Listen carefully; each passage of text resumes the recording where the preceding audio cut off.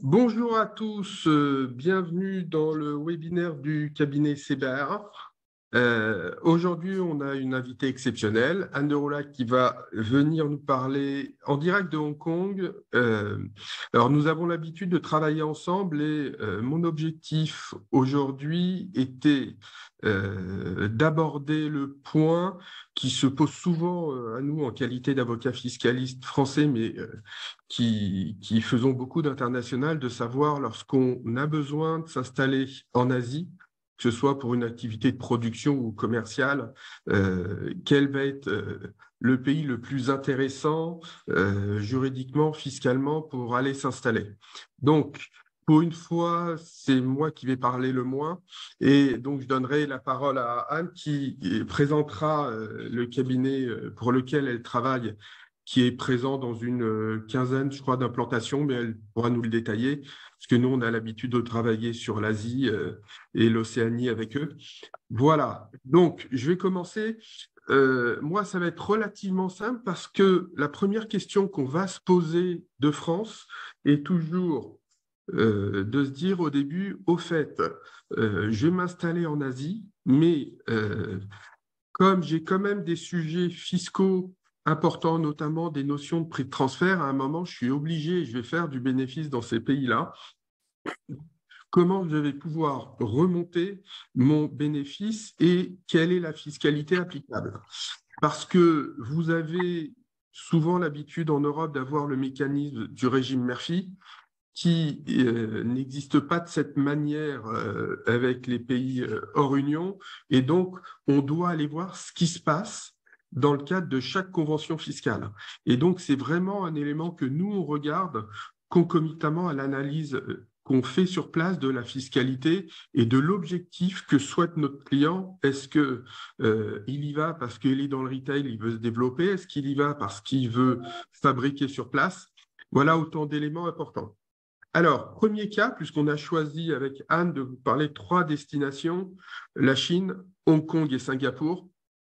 Je terminerai d'ailleurs l'intervention en expliquant quelle est ma préférence, mais je vais laisser expliquer les éléments. Alors, en termes de dividendes, on a un mécanisme à chaque fois très particulier. Premièrement, si on a une filiale en Chine, on va avoir un mécanisme de retenue à la source en Chine à hauteur de 10%, sauf si vous détenez au moins 25% de la participation. Et là, vous pourrez avoir une retenue à la source limitée à 5%. On trouve souvent ce mécanisme à deux niveaux, hein. Avec Singapour, vous allez voir que c'est le même mécanisme. Alors, la convention fiscale avec Singapour est relativement récente puisqu'elle doit avoir, je dirais, 5 ans, pas beaucoup plus de mémoire, et le taux de retenue à la source ont été revus à la baisse. Donc, on a un taux facial de 15%, et si on détient au moins 10% de la société, on passe à un taux de 5%. Ce qui est intéressant de voir, c'est que entre la précédente convention fiscale avec Singapour et l'actuelle, on a une diminution de ce taux. Il y a vraiment une volonté de permettre aux sociétés françaises de s'implanter sur place et de faire remonter du dividende. Et dernière chose, dernière destination, Hong Kong. Là, c'est un taux fixe de 10% qui est soumis par un système de retenue à la source. Et après, on rentre sur de la fiscalité française. Alors, tous ces mécanismes-là, bien sûr, donnent lieu à des crédits d'impôt en matière d'impôt société sur les structures. Mais ça, c'est un mécanisme interne qu'on a l'habitude de connaître.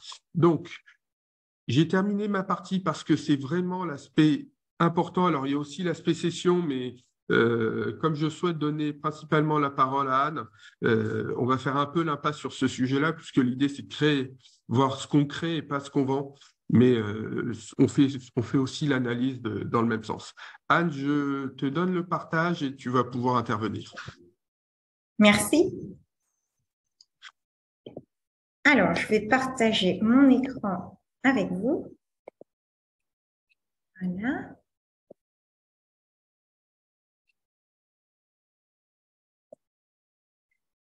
Alors, merci Georges de me donner l'opportunité d'intervenir avec toi ce matin et merci à vous tous qui nous écoutez, donc de bon matin depuis la France. Aujourd'hui, en effet, nous souhaitions aborder une thématique France-Asie. Comment s'implanter en Asie et quelle juridiction choisir pour venir étendre vos activités commerciales dans la région. On a décidé de se concentrer sur Singapour, Hong Kong et la Chine parce que ce sont les juridictions sur lesquelles on reçoit le plus de demandes pour une première implantation en Asie. Et je vais, dans les prochaines slides, souvent comparer et parler de Singapour et Hong Kong ensemble parce qu'elles partagent énormément de traits communs, tandis que je parlerai de la Chine de manière toujours distincte. Le régime fiscal et réglementaire local étant relativement distinct de celui de Hong Kong et Singapour. Le premier message aujourd'hui à faire passer, c'est que l'Asie reste une zone très dynamique et que ça va beaucoup mieux. À savoir, on a eu 3 années Covid compliquées avec des mesures sanitaires extrêmement strictes et qui ont duré en longueur. Donc, ça a été compliqué. Mais le message, c'est que ça y est, les frontières ont rouvert, les mesures de restriction sanitaire sont levées et on revoit un grand dynamisme dans la région depuis déjà octobre dernier, je dirais. Donc, ne négligez pas l'Asie. Pour énormément de mes clients locaux, cela représente 20% à un tiers de leur chiffre d'affaires monde, l'Asie. Donc, un marché avec un énorme potentiel. Et juste avant de rentrer dans le vif du sujet, peut-être aussi pour un mot pour me présenter, qui suis-je? Donc Anne, je suis responsable d'un French Desk chez Fidinam.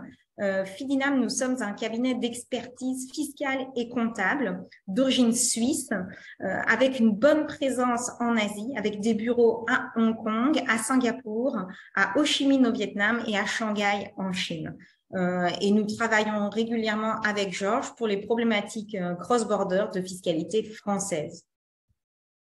Donc, premier aperçu de ces 3 juridictions, laquelle choisir, quels sont les avantages et les défis à relever dans chacune de ces localisations. Alors, Hong Kong et Singapour, 2 très bons hubs pour étendre son business en Asie. Singapour, un positionnement privilégié pour entrer sur l'Asie du Sud-Est, tandis que Hong Kong reste la porte d'entrée privilégiée pour l'Asie du Nord et la Chine, bien entendu. L'anglais est une langue officielle dans ces 2 juridictions, ce qui signifie que les documents de constitution de société, les documents émis par les administrations locales, dont administration fiscale, sont également émis en anglais, ce qui simplifie énormément de choses dans la région. Quand on travaille avec le Vietnam, avec la Thaïlande ou avec la Chine continentale, on a toujours beaucoup de sujets de traduction officielle. Donc là-dessus, Singapour et Hong Kong restent des hubs internationaux. Régime de common law. Donc, la règle jurisprudentielle fait et fait pour le futur. Fiscalité relativement allégée, modérée dans ces 2 juridictions, que ce soit pour les entreprises ou pour les particuliers. On va voir ça davantage en détail dans les slides qui suivent. Je dirais que d'un point de vue macroéconomique, Singapour est plus agressive et se positionne mieux sur tout ce qui est aide gouvernementale aujourd'hui, des régimes d'aide, des schémas à l'investissement qui sont plus faciles d'accès, plus rapides d'accès qu'à Hong Kong. En revanche, le bémol de Singapour aujourd'hui serait sans doute sur l'obtention de visa, qui devient relativement complexe, à moins d'avoir des minima de salaire relativement élevés. Et les coûts opérationnels à Singapour sont très élevés et ont énormément augmenté avec la crise Covid. Voilà pour un premier aperçu de ces 2 juridictions.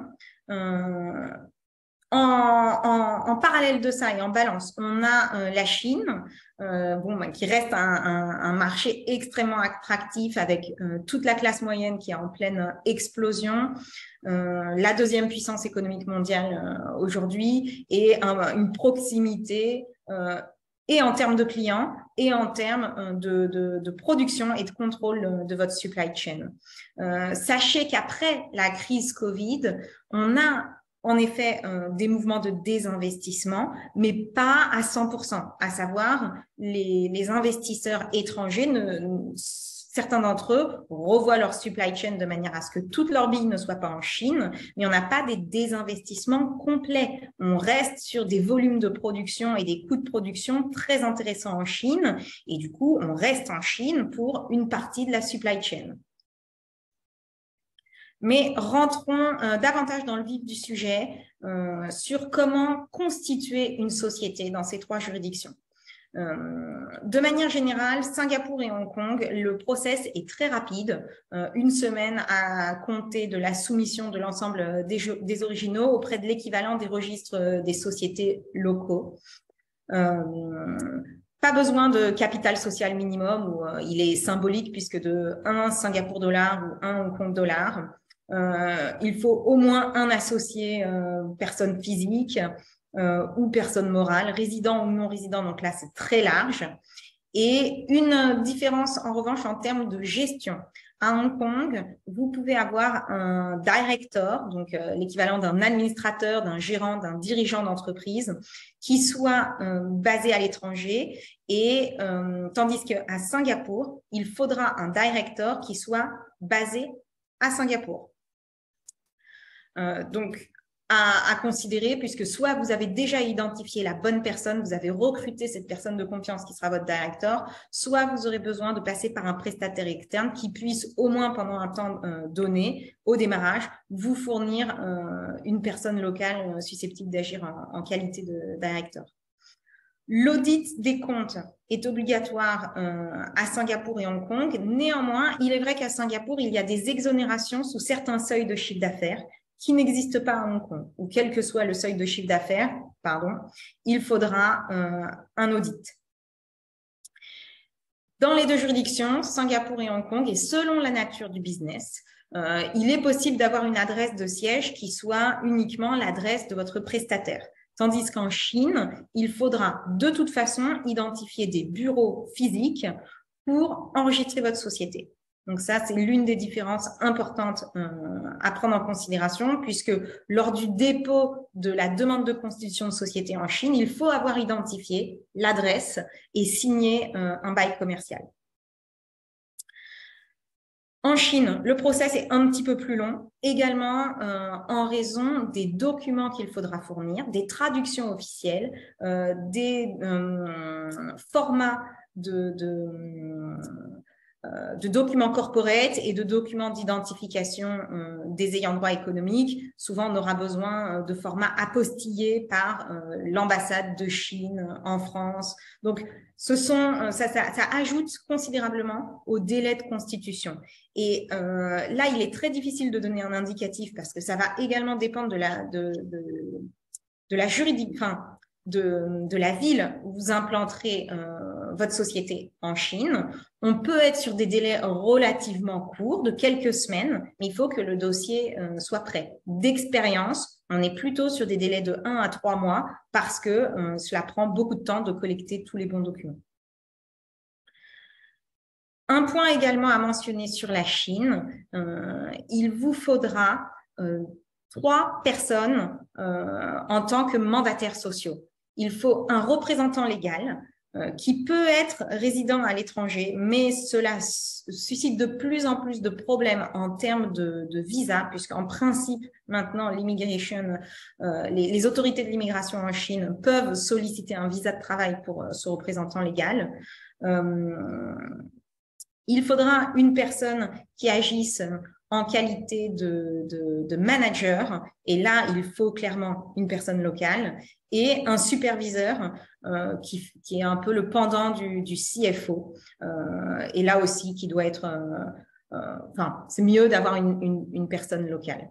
Voilà. Donc, ne pas négliger non plus de bien identifier ces 3 personnes, se répartir les rôles en amont avant de pouvoir constituer votre société en Chine. En termes de fiscalité, comment ces 3 juridictions fonctionnent-elles? À bien avoir en tête, déjà, les systèmes de fiscalité de ces 3 pays sont similaires à Hong Kong et Singapour, dans la mesure où ce sont des juridictions où la fiscalité est territoriale, à savoir sont imposables à Singapour et Hong Kong les revenus de source singapourienne et de source hongkongaise.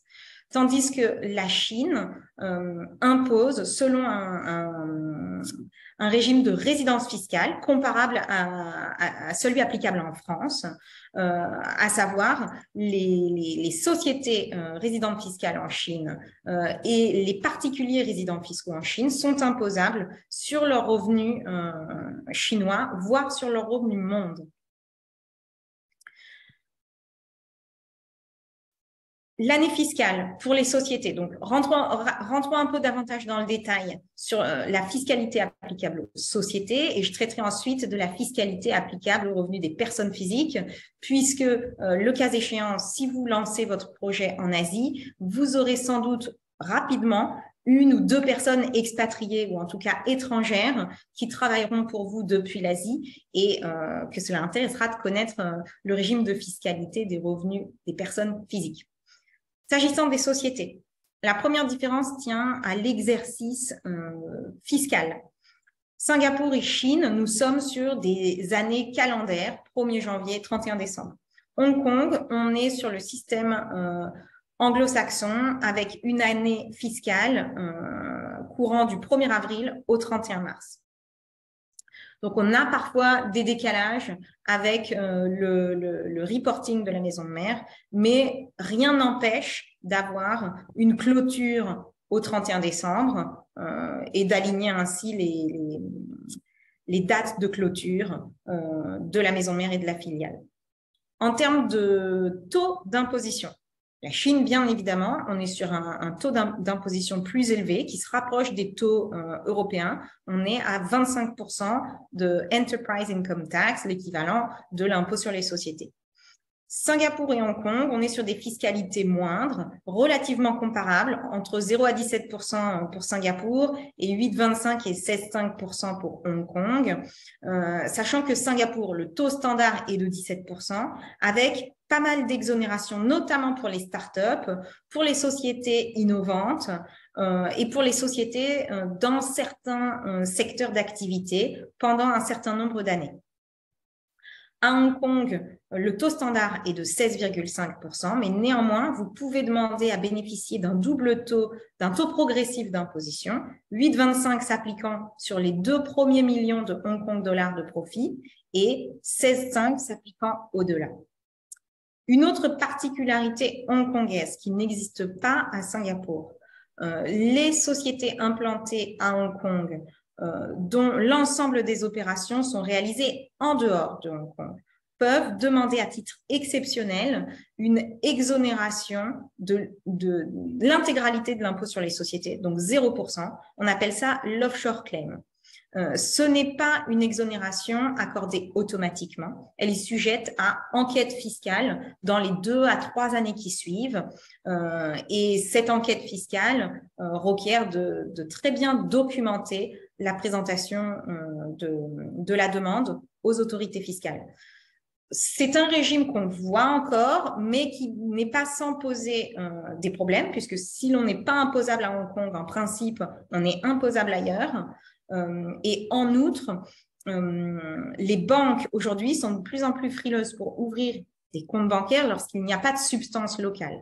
Or, pour bénéficier du régime offshore, il faut pouvoir démontrer qu'il n'y a aucune opération réalisée localement, donc très peu de substance locale. Mais je suis ravie d'en reparler en détail avec ceux que ça intéresse ultérieurement. Plus-value, dividendes, non imposables, ni à Singapour, ni à Hong Kong. Donc, on est quand même sur des régimes de fiscalité très intéressants.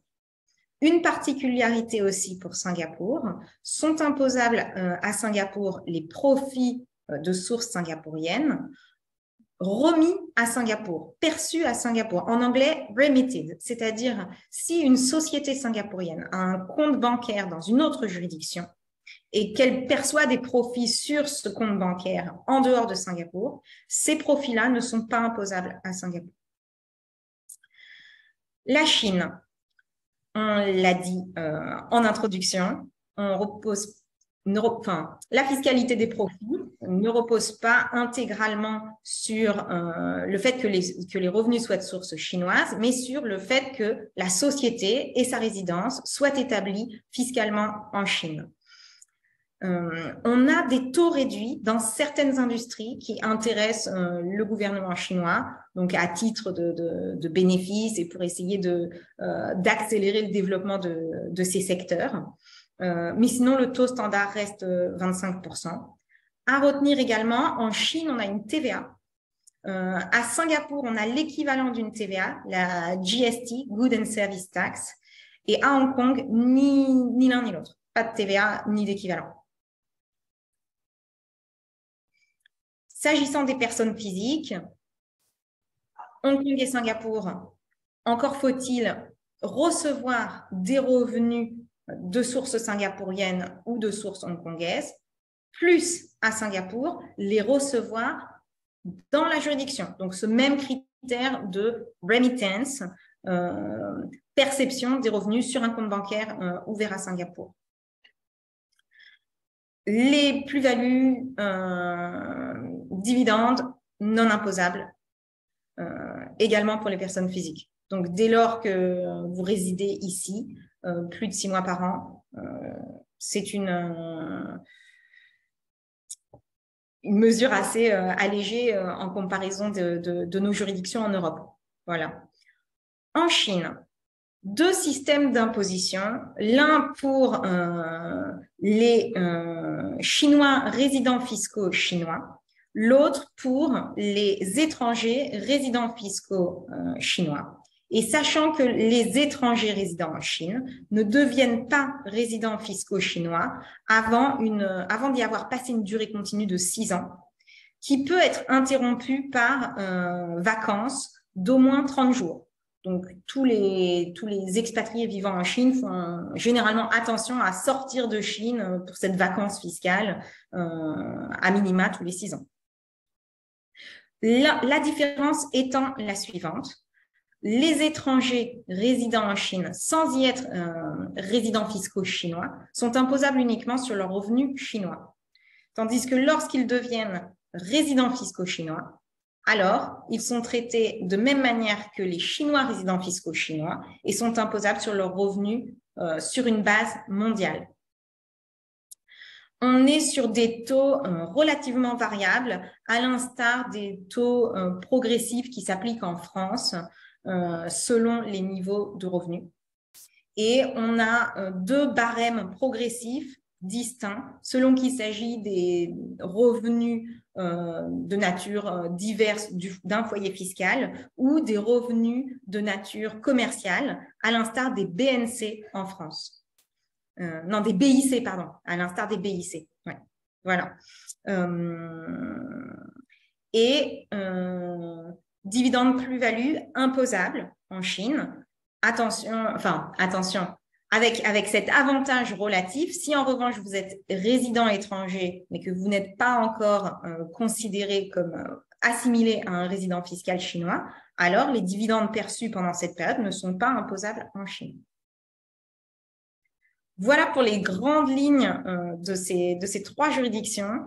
Je suis ravie de répondre à des questions s'il y en a. Et merci d'avoir prêté oreille à cette brève présentation sur l'Asie. Merci Anne. Alors c'était très intéressant. On voit le ressenti que j'ai moi côté français, c'est que il y avait 2 évidences jusqu'à il y a quelques années. On n'allait jamais en Chine directement et on passait par Hong Kong. En réalité, à présent, on voit que Singapour tire son épingle du jeu, même si la vie est extrêmement chère à Singapour, tout est cher, mais on voit, moi je vois, j'ai un certain nombre de clients qui passent à présent sur Singapour, alors qu'à l'évidence, le français, il passait à l'origine en base sur Hong Kong. Donc, les sujets, c'est vraiment plutôt exceptionnel de passer par la Chine, du moins d'aller directement en Chine, ça c'est ma vision. Et, et après, il y a effectivement le sujet de savoir est-ce qu'on privilégie Hong Kong ou Singapour. Alors, tu as raison, on peut investir directement en Chine sans passer par la case Hong Kong. Tout dépend en réalité du projet. Et ce n'est pas quelque chose de nouveau. Ce n'est pas non plus nouveau avec la crise Covid. Ça date du dernier amendement de la Convention fiscale France-Chine qui, dans le passé, prévoyait une retenue à la source de 10% sur les distributions de dividendes Chine-France et qui ensuite s'est aligné sur les dispositions de la Convention fiscale Hong Kong-France, donc désormais 5% dans les deux cas. Donc, il n'y a plus cet arbitrage qui était pendant longtemps un des gros avantages pour lesquels on passait de toute façon par la case Hong Kong. Ensuite, tout dépend du marché que tu vises lors de ton implantation en Asie, puisque Hong Kong reste quand même beaucoup plus proche de la Chine et des pays d'Asie du Nord. S'il s'agit d'implanter une équipe locale qui doit voyager, cette équipe locale, elle sera trop loin en étant à Singapour. Les durées de vol sont quand même relativement longues pour faire Singapour-Pékin, tandis que Hong Kong-Pékin, c'est relativement rapide. Ensuite, donc ça c'est pour l'opérationnel. Je dirais que tout dépend où sont tes clients et où seront tes équipes. Ce sont quand même des critères qui restent primordiaux, indépendamment de ce qui s'est passé pendant le Covid. Et à côté de cela, l'un des avantages qui demeure à Hong Kong, lorsque l'on fait du business avec la Chine, c'est de pouvoir structurer un partenariat avec un pacte d'actionnaires régi par la Common Law à Hong Kong, au lieu d'avoir un pacte d'actionnaires qui est plus difficile à mettre en œuvre en pratique en Chine. Donc ça demeure véritable. Dernier avantage de Hong Kong, la libre convertibilité du Hong Kong dollar, là où le Chinese yuan reste une monnaie extrêmement contrôlée. Donc, lorsque l'on pilote un projet en Chine, d'avoir également de la trésorerie à Hong Kong reste beaucoup plus simple. On peut piloter et effectuer des paiements depuis Hong Kong. Énormément de suppliers chinois ont une entité à Hong Kong qu'ils utilisent eux-mêmes pour faire des paiements avec des clients à l'international. Donc, on est quand même sur un écosystème et une réalité économique où Hong Kong conserve sa pertinence. Maintenant, selon les projets, on peut totalement décider d'investir directement en Chine. Après, sur ta deuxième question, différence entre Hong Kong et Singapour, on n'est pas sur les mêmes marchés. Hong Kong se positionne bien sur les interactions avec la Chine, avec la GBA, Greater Bay Area, donc toutes les régions du sud de la Chine et le nord de l'Asie. Tandis que Singapour se positionne mieux pour interagir avec les autres juridictions d'Asie du Sud-Est. Singapour est également plus petite comme ville, des rythmes de business différents, des capacités bancaires et de services qui sont différentes, là où il y a un vrai trading et stock exchange à Hong Kong. Donc, ça dépend vraiment des projets. Et parfois, depuis l'Europe, on peut avoir des visions un peu simplistes, mais en réalité, ce qui va finalement déterminer le lieu d'implantation, cela reste des critères très pragmatiques. Où sont les clients? Où sera l'équipe s'il y a une équipe? Est-ce qu'il y a des droits de douane? Quels sont les marchés visés? Et qu'est-ce qu'on veut faire avec ce projet? Et ça va finalement déterminer le lieu d'implantation. Moi, ça me paraît clair. Merci beaucoup, Anne. Et on vous retrouve tous pour un prochain webinaire du cabinet CBA. Bonne journée à tous. Au revoir.